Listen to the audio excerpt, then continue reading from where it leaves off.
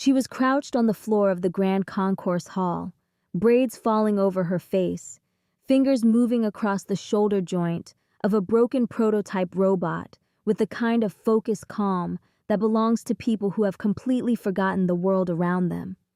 The hall was full, 800 guests in their best clothes, executives, engineers, ministry officials, investors flown in from Tokyo and Frankfurt, and this child, in her patched school uniform and secondhand sneakers, was sitting on the polished marble floor like she had every right to be there. Shin Do-hyun walked across the hall. He did not slow down. The crowd parted the way crowds always parted for him. Automatically, without discussion, he stopped directly in front of her. She looked up. He expected her to shrink. Every child shrunk when he looked at them that way. That particular stillness he had spent decades perfecting. The look that said, "I am the most important person in any room I enter, and you are currently in my room." She did not shrink. She looked at him with large, calm eyes and said, "The motor coupling is loose. That's why the arm locked. It's a 20-second fix if someone has a small flathead." He stared at her. The crowd had noticed. Of course they had. 500 pairs of eyes had followed him across the floor and were now watching this exchange with the alert attention people give to situations they sense might become something worth remembering. Shin Do-hyun raised the microphone. "Everyone," he said, his voice carrying through the hall's sound system with the ease of long practice. "It appears we have a volunteer engineer." The laughter came immediately, indulgent, uncertain, the kind that follows when a powerful man makes a joke and the room is not entirely sure it is funny. He looked down at her worn sneakers, at the purple backpack lying open beside her, the contents visible, a cracked stethoscope, a calculator so old its screen had a hairline fracture across it, a small leather journal with a year stamped on the cover, 1991. "Tell me," he said, pleasantly, "where exactly did you train?" "I didn't," she said. "Self-taught." He turned to the crowd. "Remarkable." More laughter. He let it settle. Then he looked at the vault. Kronos 7, 8 feet of matte black titanium, sitting on its raised platform at the center of the stage. The glowing blue quantum interface panel pulsing steadily. At 3 years and 43 engineers' failures sealed inside it. He looked at the vault. He looked at the girl. And he made the calculation that arrogant men make when they believe the outcome is already decided. "We have something in this room today that Korea's finest engineers have spent 3 years trying to open. Not one of them has succeeded." He smiled. "Perhaps what we needed all along was less expertise and more. What is it you have exactly? A stethoscope? And a prayer?" The crowd laughed harder this time. The girl stood up. She was small, genuinely small, thin-wristed, barely reaching his chest. She looked at the vault. She looked at him. And she said, in a voice that was quiet enough that only the nearest guests heard it clearly, "I'll open it." Shin Do-hyun smiled the smile of a man who has just been given a gift. 60 minutes, he said into the microphone, turning to the crowd with theatrical generosity. "Let's give our young friend 60 minutes. If she opens it, 500 million won, right now, today." He looked back at her. "And if she doesn't, well, at least we'll have a story to tell." 500 people laughed and applauded and took out their phones. From the elevated observation corridor along the eastern wall, a private walkway accessible only from the executive level, visible from the hall below only as a darkened stretch of glass, a man stood and watched all of this without moving. His name was Kwon Jae-hyun. He had not been announced. He had not come to stand at the podium. He preferred to arrive unseen, to watch before he was watched. He had co-financed 3 of Hansung's early expansion rounds, which gave him access to places in this building most people did not know existed. He had been standing at the glass since the opening address. He had watched Shin Do-hyun work the room.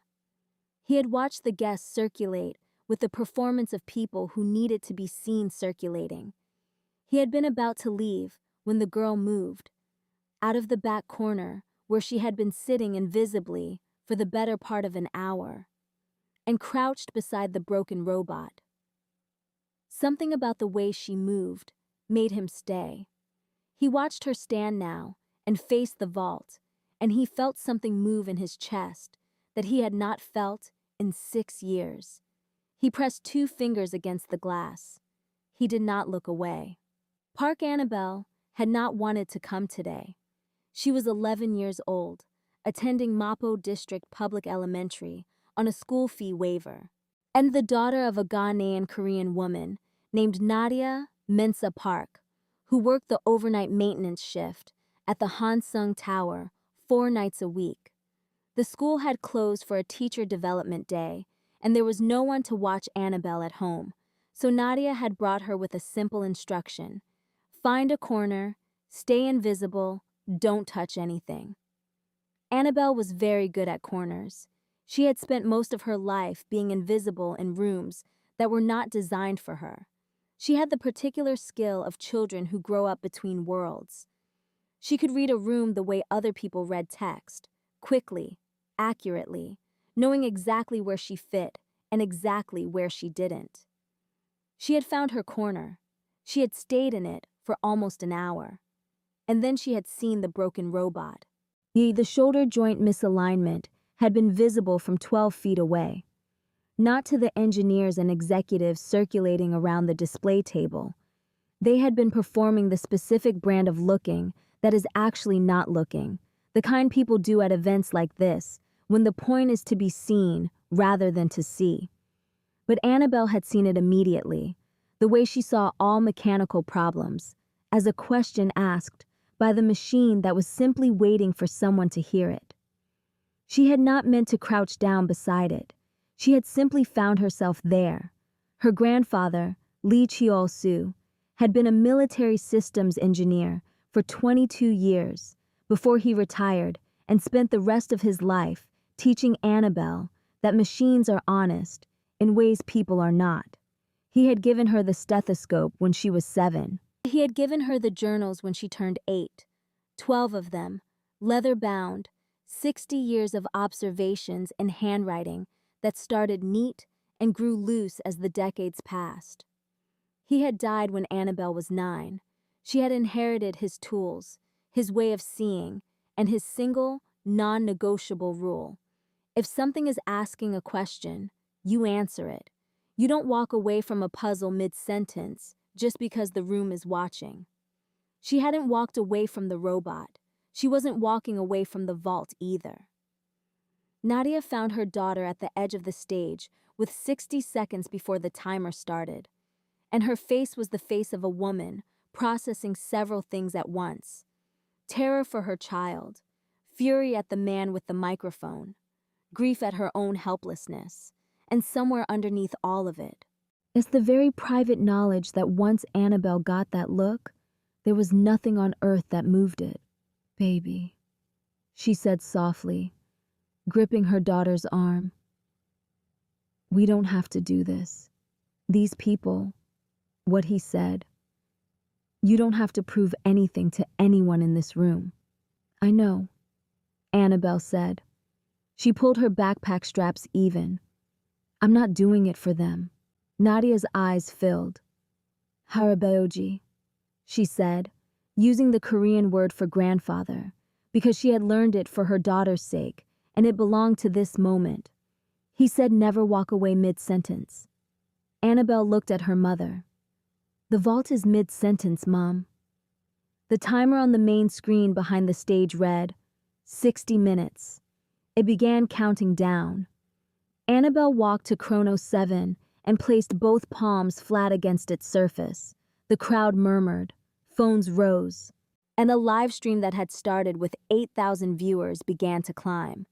She closed her eyes. She was not performing. That was the thing that made certain guests in the room shift slightly in their seats. The absence of performance. There was no drama in her posture, no look of determination, no playing to the cameras. She simply stood with her hands on the metal and her eyes closed and listened to the vault the way her grandfather had taught her to listen to every machine, with her whole body, before her brain had a chance to assume it already knew the answer. Hansung's chief systems engineer, Baek Sung-min, 40 years old, KAIST graduate. The man who had led 3 failed vault-cracking teams over the past 3 years, stood with his arms folded near the stage and watched with the expression of someone enduring something professionally undignified. "This is embarrassing," he said, to no one in particular. Beside him, a younger engineer named Jung Soyeon was not looking at her phone. She was watching Annabelle's hands, the way they were moving, not randomly, not impatiently, in a slow, methodical grid pattern across the vault's surface. "She's mapping it," Jung Soyeon said quietly. Baek Sung-min looked at her. "She's 11. "I know. She's still mapping it." 30 minutes in, Annabelle crouched and placed the stethoscope against the lower half of the vault's body, not on the quantum panel, which was where every engineer, every consultant, every expert had focused for 3 years, but on the raw titanium below it, near the base, close to the floor. She closed her eyes again. She listened. The crowd had thinned. People had drifted to the refreshments. Shin Do-hyun lounged in a chair at the side of the stage, one leg crossed, checking his messages, looking up every few minutes with the patient amusement of a man waiting for an inconvenience to resolve itself. The live stream had grown to 90,000 viewers. The comments were moving too fast to read. Nadia stood against the far wall and pressed her knuckles against her mouth and did not look away from her daughter for a single second. At 40 minutes, Annabelle opened the journal. She turned to a specific page without searching. She knew exactly where it was. She read 3 lines. She looked up at the vault's power cable running along the wall to the socket. She looked at the socket. She looked back at the base of the vault. Something in her face shifted. She stood. She took out the calculator. She wrote numbers in the margin of her own notebook. Then she did something that made Baek Sung-min actually uncross his arms. She walked to the wall socket and crouched beside it. She examined the model plate. She looked at it for a long time. Then she stood and turned to face Baek Sung-min directly. "Was this socket replaced recently?" she asked. Her voice was steady, clear, no performance in it. The model plate reads KSC 9652 Series 9, but my grandfather's journal references a Series 7 power standard for progressive resistance locking systems built before 2010. And the Hansung patent filing for this vault. She held up her phone, a document on screen, which I downloaded 3 days ago. Lists a Series 7 requirement on page 31, footnote 9. The voltage difference between the 2 series is approximately 22 volts. That would create electromagnetic interference in a quantum interface panel. The room had gone the kind of quiet that rooms go when something real is happening and everyone can feel it, but nobody yet knows what it means. Baek Sung-min's jaw moved. "Where did you get that patent filing?" he asked. "It's publicly registered. I searched it after I read a reference to the Kronos system in an engineering journal at the library." She looked at the quantum panel. The panel is flickering, not constantly, in a pattern. Now, stable quantum locking systems don't flicker. They are either functioning or they fail. This one is being destabilized by something. And if the voltage is wrong... She stopped. In the pause, something settled in her expression, something that looked like the moment a question becomes an answer. The quantum panel isn't the primary lock. Silence. Then Shin Do-hyun laughed. A short, sharp sound. 43 engineers with combined doctoral degrees in quantum cryptography couldn't open that vault, he said. And you've decided, in 40 minutes, with a library book and your grandfather's diary, that they were all looking at the wrong thing? Yes, Annabelle said. She was not being defiant. She was being accurate. From the observation corridor above, Kwon Jae-hyun had not moved from the glass, and his assistant had appeared at his shoulder 20 minutes ago with a briefing. He had asked for it the moment the girl had walked to the vault. Park Annabelle, 11 years old, Mapo District Public Elementary, school fee waiver. Mother, Nadia Mensa Park, Ghanaian Korean, maintenance staff. Father, deceased, Ghanaian national, died when Annabelle was 4. Maternal grandfather, Lee Cheol-soo, military systems engineer, retired 2003, deceased April 2024. Extensive declassified government archive records, published observations in 3 engineering journals from the 90s, significant work in secure mechanical systems design. Kwon Jae-hyun read the name of the grandfather twice. He looked down at the girl. He picked up his phone and made one call. "Give me a car outside." The woman who arrived at the Grand Concourse Hall at minute 48 did not announce herself because she did not need to. Professor Lim Hae-won was 71 years old, Professor Emeritus of Systems Cryptography at Postec, and she had designed the original quantum mechanical hybrid locking architecture that Kronos 7 had been built around before Han Sung purchased her patent license a decade ago. She had seen the live stream, which was now at 160,000 viewers, from her home in Pohang and driven without stopping. She walked directly to Shin Do-hyun. She did not extend her hand. "When did your company begin using children as spectacle?" she said. Her voice was not raised. It did not need to be.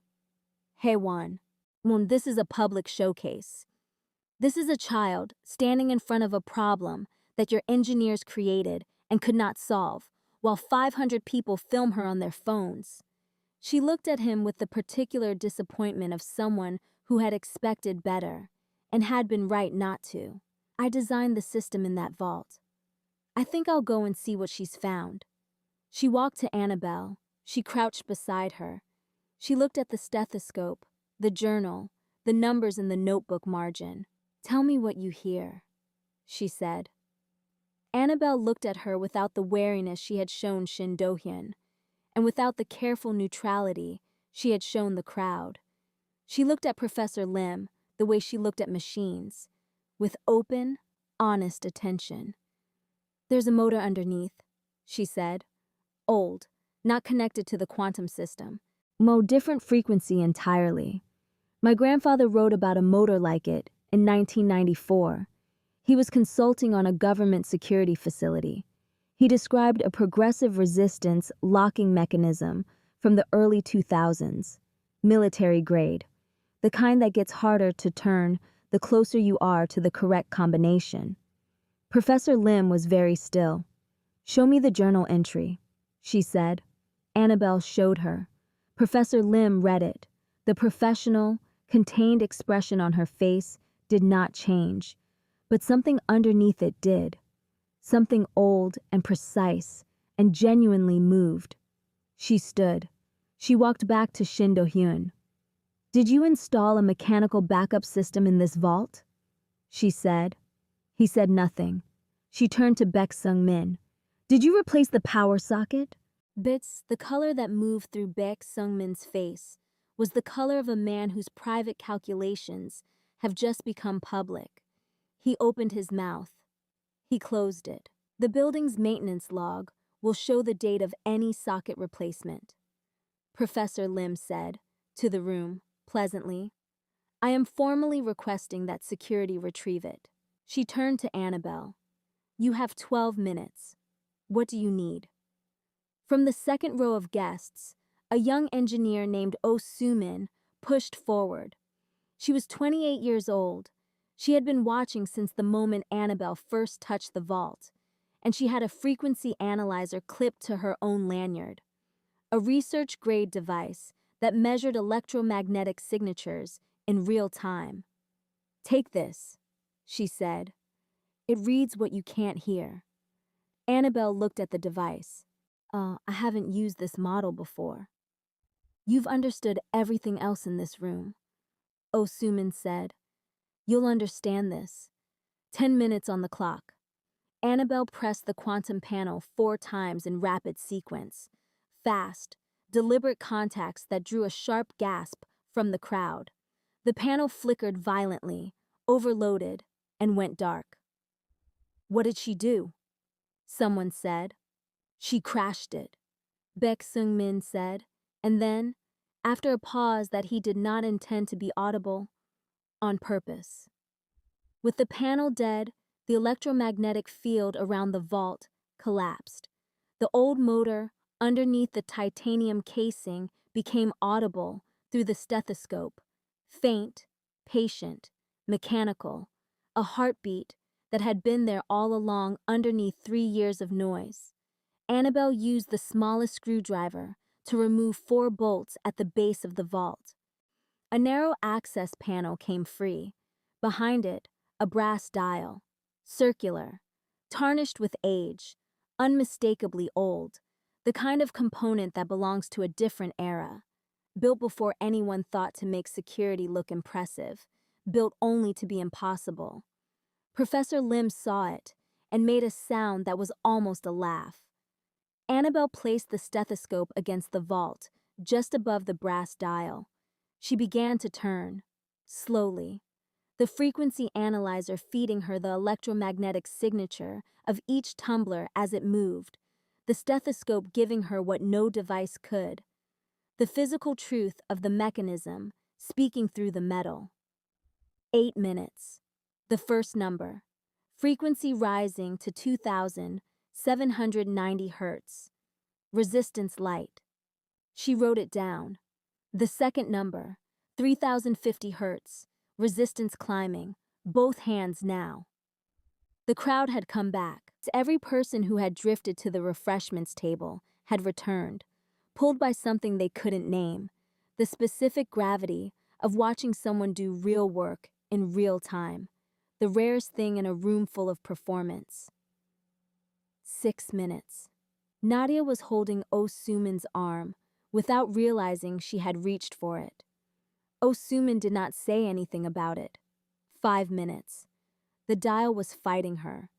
Not maliciously, mechanically, honestly, in exactly the way her grandfather had described. The resistance was the message. It was not telling her to stop. It was telling her she was close. She remembered the journal entry. She could see it behind her eyes without opening the book. Progressive resistance lock. The harder the mechanism fights you, the closer you are. This is not a warning. It is a welcome. She adjusted her grip. She found the micro vibration underneath the resistance. The whisper her grandfather said was always there if you were patient enough to feel for it. She found it. She held it. She turned. 3 minutes. The final tumbler, every muscle in her arm shaking, hands past aching, into the strange numbness that lives just beyond pain. She braced her feet against the marble floor. She breathed. She turned. Clunk. 100 kilograms of bolt mechanism released in sequence. The sound moved through the hall's speaker system, like a sentence completed after a very long silence. Kronos 7 swung open. For 3 full seconds, nobody in the grand concourse hall made a sound. Then the room came apart. The applause hit like weather. People were on their feet. Someone screamed. The live stream, now at 340,000 viewers, erupted into text so fast the screen turned white. Annabelle's name was everywhere, in Korean, in English, spelled wrong and spelled right, and in every combination between. Annabelle sat down on the floor, not dramatically, not for the cameras. Her legs made the decision before she did, and she simply let them. She sat on the polished marble, with her grandfather's journal in her lap, and her hands still shaking, and her eyes closed for a moment. Just a moment. Just long enough to be somewhere private inside the noise. Nadia ran. She crossed the hall and dropped to her knees and pulled her daughter in with both arms and held her with the particular total completeness of a mother who has been watching her child be brave for an hour and has been holding her own breath for all of it. "You did it," she was saying, not quite forming sentences. "My baby, you did it. You did it." Annabelle held her back. She was crying and trying not to, which was making her cry more, which she would have found annoying if she'd had capacity to notice anything other than her mother's arms. Professor Lim Hae-won stood over them for a moment. Then she raised her voice to the room. "What this child just demonstrated," she said, and the hall went quiet for her, the way it went quiet for very few people, "is not a trick. It is not luck. It is the product of a specific kind of intelligence that your budgets and your credentials cannot manufacture." 43 engineers failed this vault because they accepted the premise they were given. They looked where they were told to look. This girl refused every premise she had not personally verified. She read a publicly available patent filing. Then she noticed a voltage inconsistency. She listened when everyone else was performing, and she solved in 60 minutes what 3 years of expertise could not. The Financial Services Commission auditor, who had been observing quietly from near the stage, stepped forward with his clipboard. He looked into the open vault.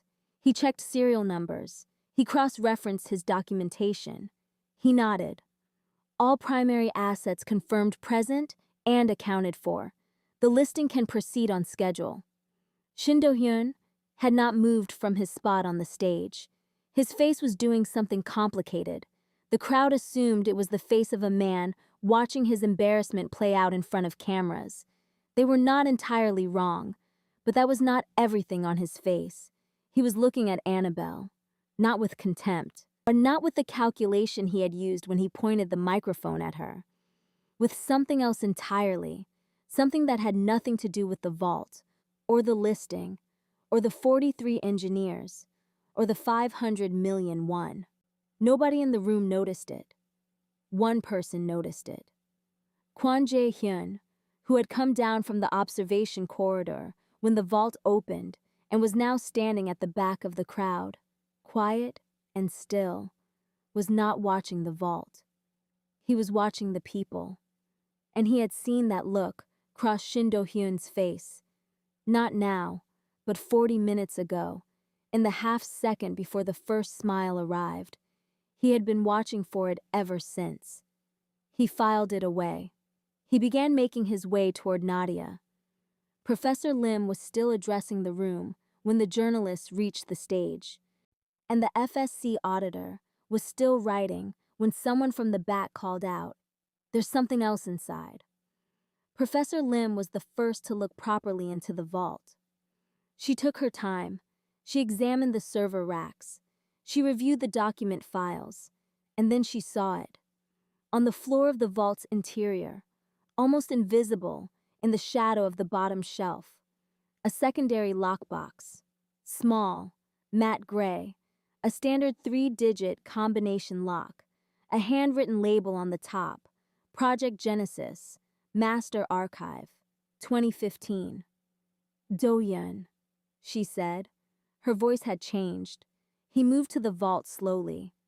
"What is this?" she asked. "Internal documentation, historical, not material to the IPO valuation." Then why? The FSC auditor said, stepping forward. Is it secured inside the primary asset vault? Yeo Shin-do-hyun's lawyer appeared from the side of the stage. There was a rapid, low conversation. Then Shin-do-hyun looked across the hall to where Annabelle was sitting on the floor with her mother. He looked at her for a long moment. Not with the microphone, not for the crowd, just looked. Then he said, quietly, "Can you open this one?" The question landed differently than his earlier words.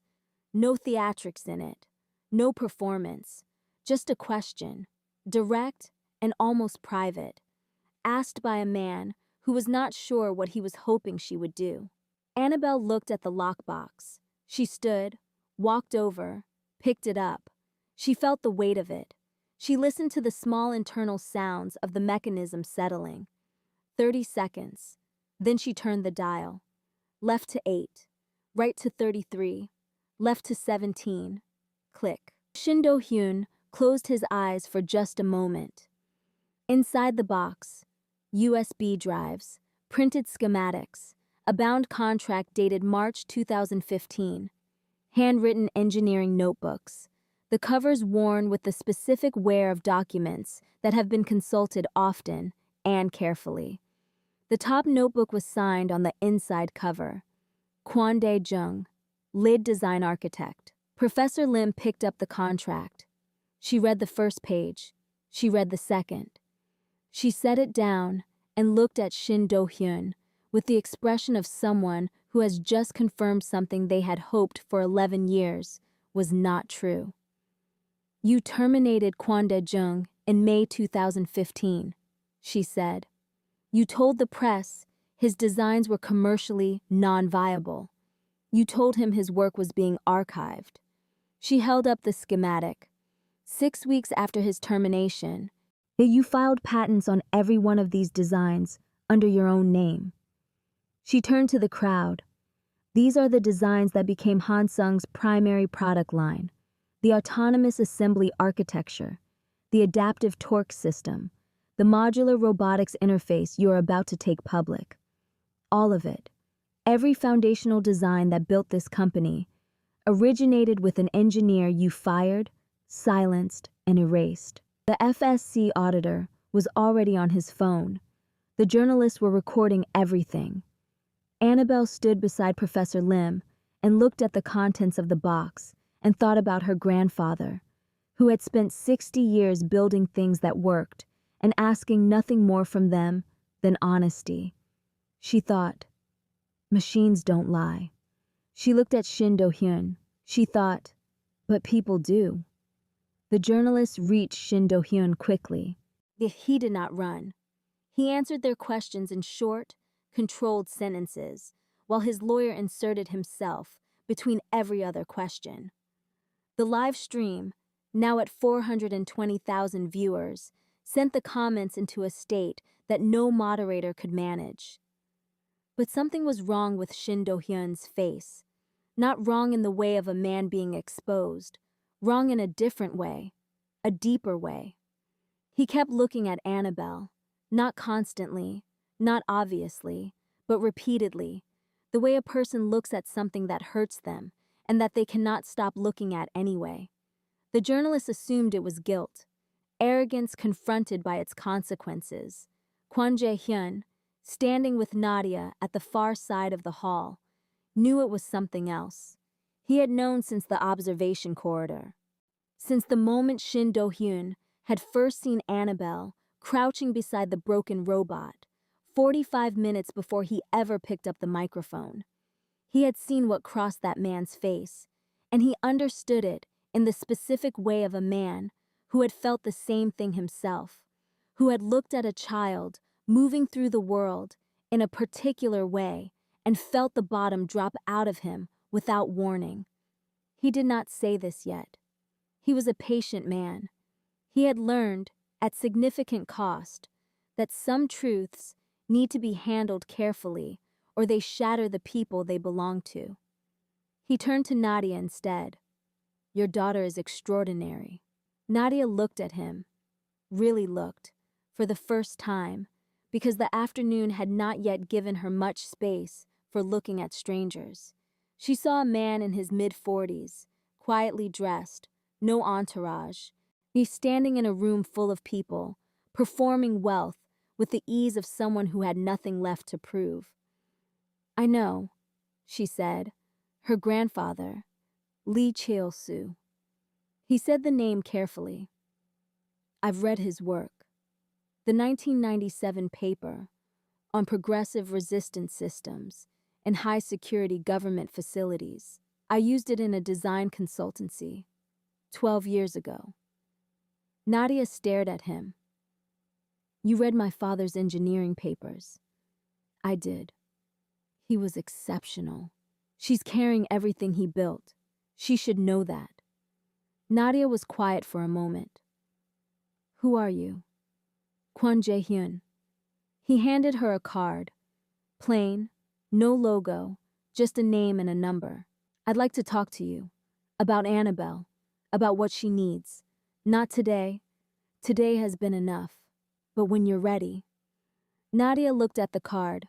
She looked at her daughter, who was now sitting against the wall with her journal open, completely removed from the noise of the room, writing something down while everything swirled around her. "I'll think about it," Nadia said. Shin Do-hyun agreed to everything in the end. 300 million won, full academic sponsorship through university, a formal public statement acknowledging that the discovery was made by Park Annabelle, age 11, of Mapo District, Seoul. All of it documented on camera before the hall emptied. He did not do it like a man cornered. He did it like a man who had run out of reasons to fight something and was obscurely glad of it. That was the detail Kwon Jae-hyun could not stop thinking about on the drive home. The Hansung Robotics Board convened an emergency session 1 week later. Professor Lim was present without invitation, and no one attempted to stop her. She placed the Project Genesis documents in front of every board member and walked them through the timeline with the patience of someone who has waited a long time to do this correctly. Kwon Dae-jung had been a design architect with 15 years of experience when Shin Do-hyun terminated him in May 2015. He had signed a non-disclosure agreement in exchange for a severance package that covered 3 months of rent because he was raising a daughter alone and he had no other choice, and the lawyers on the other side had specialized in making people feel that way. He had kept his original copies of everything. He had been contacted 2 days after the showcase, and he now had legal representation through Post-Tech's public interest law clinic and was no longer alone. The board chairwoman, Director Cha, read the documents without expression. Then she set them down. "Do-hyun," she said, "you need to step down." He nodded. Once, without argument, without the defense a man like him could have assembled from very expensive legal resources. He nodded, and something in his posture that had been held rigid for 11 years released slightly, the way things release when they are finally set down. The interim chief executive, appointed 3 days later, was a woman named Director Yoon. Baek Sung-min was terminated the same morning. His engineering license was suspended within 30 days, pending a professional conduct investigation. The building's maintenance log had confirmed the socket replacement, made 3 days before the showcase. Kwon Dae-jung's legal team filed suit. The initial settlement offer from Hansung was substantial. His lawyer's public statement contained one line: "Our client is satisfied that justice has begun." And in a small rented apartment in Mapo, Nadia Mensa Park sat at the kitchen table and looked at a bank notification on her phone for a very long time. And her daughter sat across from her doing homework and pretending not to watch her mother's face. "We can move," Nadia said finally. Annabelle looked up. "Somewhere with a proper workshop?" "Somewhere with a proper workshop."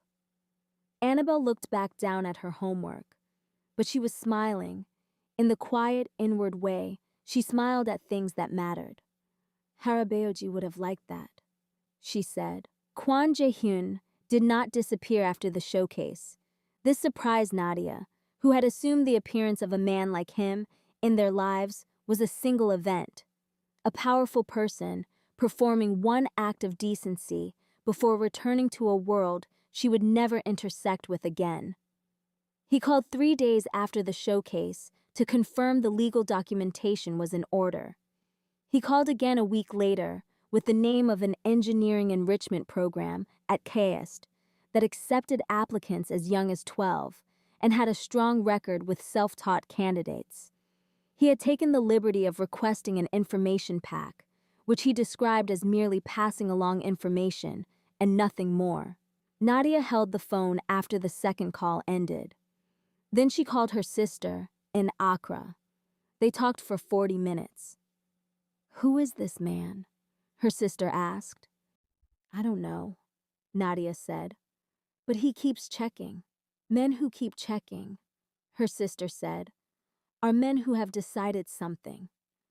The question is whether you have decided anything." Nadia did not answer that. He came to their apartment once, in late April. He arrived with Annabelle's KAIST information pack, printed and properly bound, and a list of open workshop days at a youth robotics lab he partly funded in Gangnam. He sat at their kitchen table and drank the tea Nadia made, Ghanaian ginger tea with condensed milk, her mother's recipe, and listened to Annabelle explain, in considerable detail, everything that was wrong with the secondary servo system on the broken display robot from the showcase, which she had apparently been reconstructing from memory in her notebook since the day of the event. He listened to all of it. Now he asked 2 questions. They were the right questions, the kind that could only be asked by someone who had been genuinely paying attention rather than waiting for a pause. Annabelle looked at him with the careful, measuring assessment she gave everything she encountered for the first time. Then she went back to her notebook, without ceremony, which Nadia had learned to recognize as her daughter's version of approval. He stood at the door to leave, and Nadia walked him out because their apartment was small enough that walking someone to the door took 4 steps and still felt like a private distance. "Why?" she asked, simply. He was quiet for a moment, not because he was constructing an answer, because he was deciding whether to give the real one. "My daughter would have been 14 this year," he said. "She died of a heart condition when she was 8. She used to sit exactly the way Annabelle sits, on the floor beside broken things, that particular stillness, head tilted, listening. She could hear problems in machines the way other children heard music. I saw Annabelle in the corner of that hall before any of it happened. Before the microphone, before the vault. I saw her sit down beside the broken robot, and I couldn't move for a while." He looked at the door. "I'm not asking for anything. I just wanted you to know why I keep checking." Nadia stood at the closed door for a long time after he left. Then she went back to the kitchen and sat with her daughter, who was still in her notebook, and said nothing about it, because some things need to settle before they can be spoken. And this was one of those things. 3 weeks later, Shin Do-hyun requested a meeting, not with the board, not with the FSC, not with his legal team, with Kwon Jae-hyun. They met in a private room at a restaurant in Itaewon that both of them had known for years of business dealings. They sat across from each other. There were no pleasantries. "I owe you a conversation," Shin Do-hyun said. "You owe several people, several conversations," Kwon Jae-hyun said. "Yes." He looked at the table. "What I did to Kwon Dae-jung was wrong. I have known that for 11 years.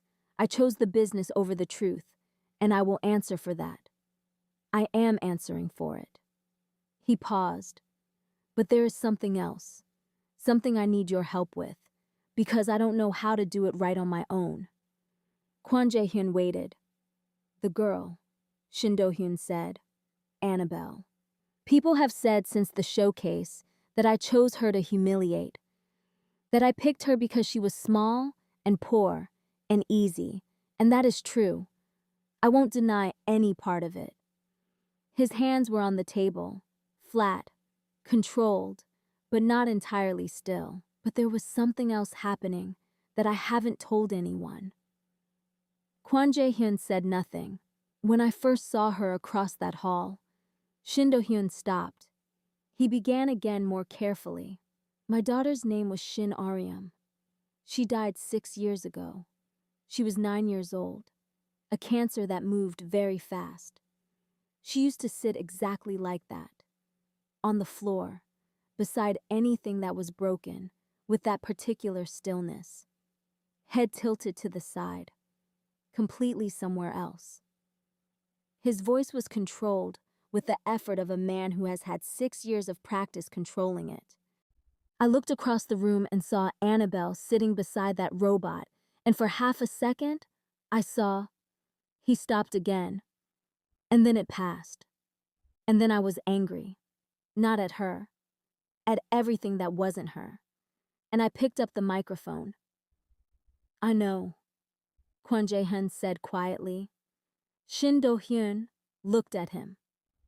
I saw it, Kwon Jae-hyun said, from the observation corridor. I saw your face before you smiled. He looked at the table. I know what that half second does to you. I know what it costs to look at a child who moves like a child you've lost. I know what happens in the seconds after it, because I was standing 40 feet above you, and I couldn't move either, for the first 10 minutes, because my daughter used to sit exactly like that too.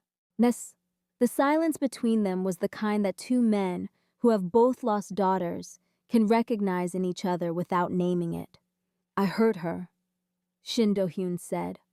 I pointed a microphone at her and made it a show, and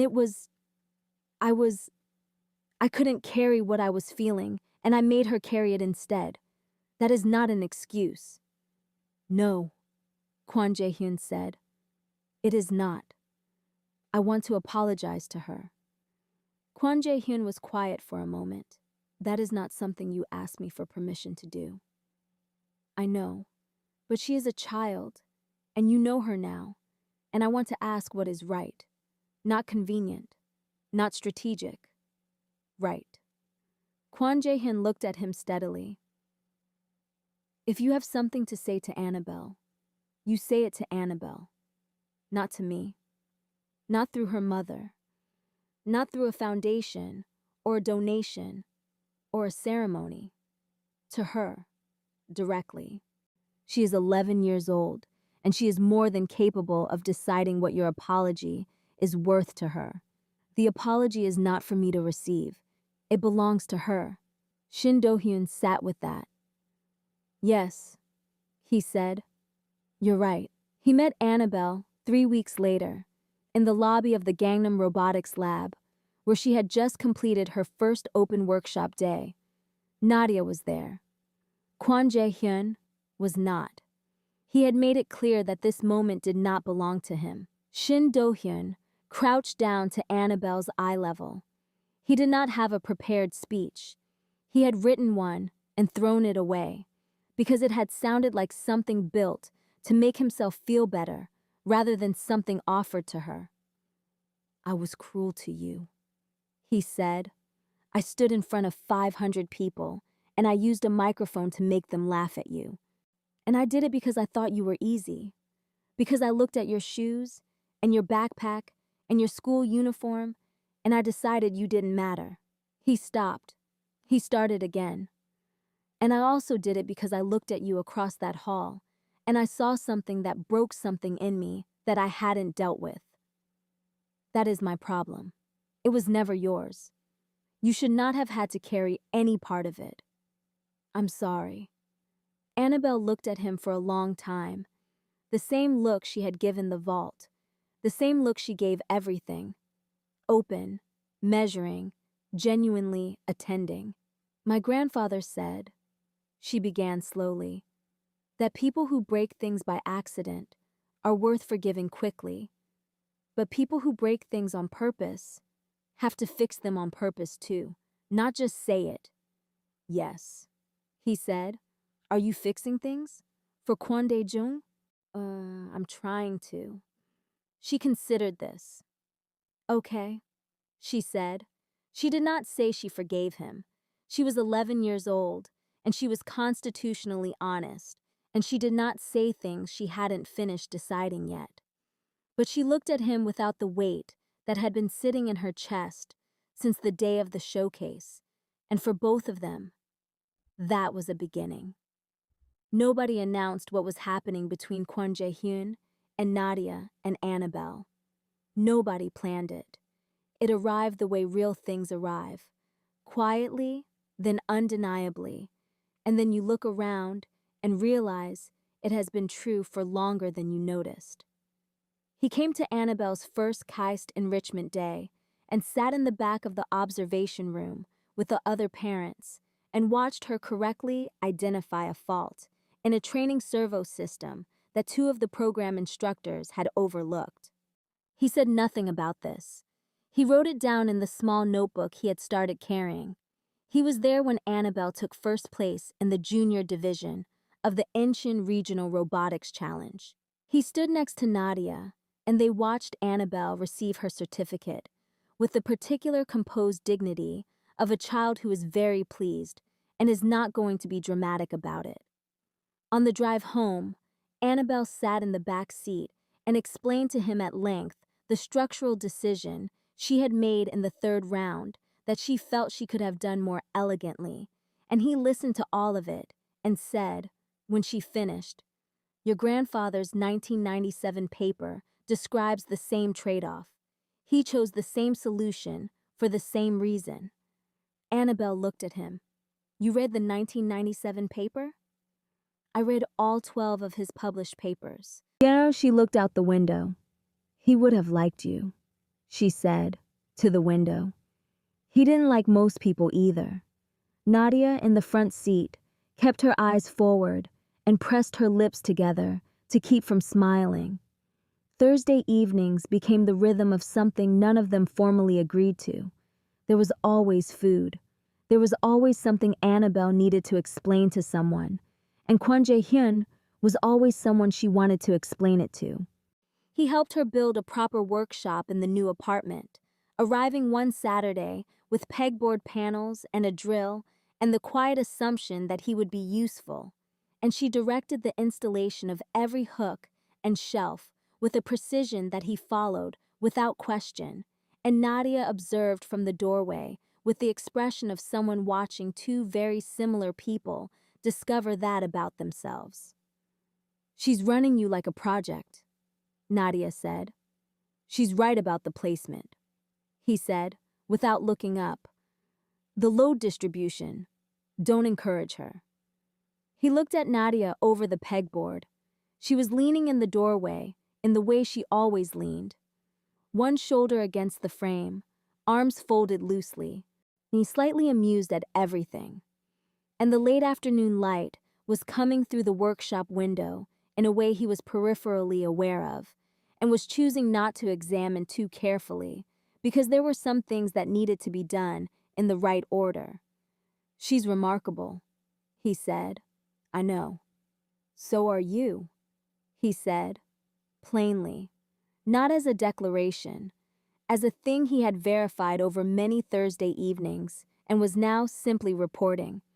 Nadia was quiet for a moment. Then, "You're going to need to be clearer about what you're doing, Jae-hyun, because I have a daughter who notices everything, and she deserves to know what shape things are."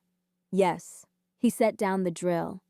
"I want to keep coming back, not as someone helping, not as a benefactor or a family connection, and as someone who is choosing you, both of you, if that is something you would consider." Nadia looked at him for a long time.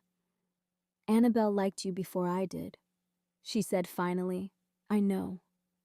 She doesn't like most people. I know that too. She liked you before I decided anything." Something in his face became very still and very warm simultaneously. "Is that a yes?" "That is." Go and ask my daughter. He asked Annabelle that evening at the workshop table, directly, without preamble, the way she preferred to be spoken to. He told her he cared about her and her mother, and that he wanted to be present in their lives in a real and permanent way, and that he was asking her first because she was the reason he had walked into their lives, and she had the right to know it. Annabelle set down the component she was examining. She thought about it with the same unhurried seriousness she brought to every real problem. Are you going to try to be my father? She asked. I'm going to try to be someone worthy of you, he said. You can decide what to call it. She looked at him. Harabioji said the best machines are the ones that don't announce what they do. They just do it. And you notice them because nothing is breaking anymore. She picked up her component again. You've been doing it for months. I noticed. She turned back to her work. You can stay. The Lee Chil-soo Engineering Workshop, named by Annabelle, funded jointly by Kwon Jae-hyun's foundation and the restructured Hansung Robotics Community Trust, opened in Mapo District in October 2026. 30 students, ages 9 to 16, all from public schools, all on full sponsorship. Annabelle stood at the front on opening day and held up the stethoscope, the original one, cracked rubber tubing, the earpieces worn smooth from decades of use. Her grandfather's. This is the most important tool in this room, she said. Not because it's expensive, not because it's complicated, because of what it taught me to do. She looked at the students. My grandfather said, machines don't lie. People hide things, complicate things, make things look more important than they are. But if you put this against the metal, and you go quiet enough to listen, the truth is always there. It has always been there. You just have to stop performing and start hearing. A 9-year-old girl in the front row put her hand up immediately. Can I try? Annabelle handed her the stethoscope. Put it there. Turn slowly. Tell me what you hear. One of the girl's eyes went wide. I can hear it. That's the truth talking, Annabelle said. It never stopped. You just found it. In the back of the room, Kwon Jae-hyun stood next to Nadia and held the tea she had pressed into his hand. Ghanaian ginger tea, condensed milk, her mother's recipe, which he had stopped pretending he drank only out of politeness, approximately 3 Thursdays in. He was watching their daughter teach. She was their daughter now. Not by announcement, by the slow, honest accumulation of meals and evenings, and hands reaching for the same light switch at the same moment, and the laughter that followed, and the morning Annabelle had called him Appa, without thinking, and then decided she had not been wrong. She's going to be extraordinary, Nadia said. She already is. I know. I'm her mother. He smiled at the room, at Annabelle talking a 9-year-old through the mechanics of a brass tumbler, at 30 children leaning forward, at Seoul going about its enormous complicated life just outside the windows. I know, he said. I'm her father. This has been Afro-Korean Love Files. If this story moved you, if you saw yourself in Annabelle, a girl who was pointed at like a punchline and turned out to be the answer, share this video right now. Every share is how we find the next story that needs to be told. Subscribe, hit the bell, and stay for this week's question, because I need you in the comments. Shin Do-hyun looked at an 11-year-old girl and saw his dead daughter. And in that pain, he did something cruel. Kwon Jae-hyun looked at the same girl and saw the same thing. And in that pain, he did something entirely different. Same grief. 2 men, 2 choices. So tell me, when pain makes someone cruel to you, and you later find out why, does understanding change anything? Does it have to? Or is the wound still the wound, no matter what made the hand swing? Drop your answer below.